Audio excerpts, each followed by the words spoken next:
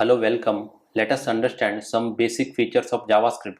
Thereafter, we will move on to practical such as setting up the environment and coding. JavaScript is a interpreted. It means runs directly. No compilation is needed. In Java, program gets compiled and .class file will be created and that file is executed. But here, the code is directly executed. It means it is called interpreted language. It is a platform independent. It means it works on different operating systems and devices. It can work on Mac, Windows, Linux, etc. And it's also used on client side and a server side.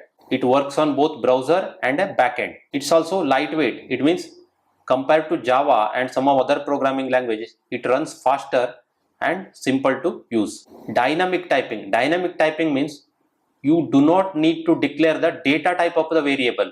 Here you define the variable like x without specifying the data type here. In Java you will be specifying integer x, something like this, right? But here you do not need to specify that data type. It is a event driven, means it reacts to user actions such as clicking on the browser.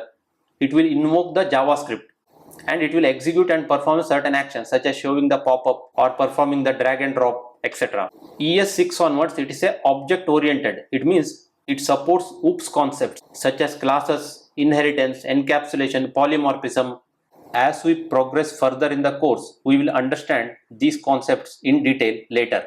And it provides the functions as well. It provides various built-in functions which are flexible and powerful, and we can perform variety of tasks using these built-in functions. They're asynchronous. It means it can run in the background. Huge community. It means JavaScript has a big community as it is widely used in various applications, and lot of plugins and tools are also available. In the next part, we will do the installation and set up the coding environment, and we will start with programming. Thank you for watching.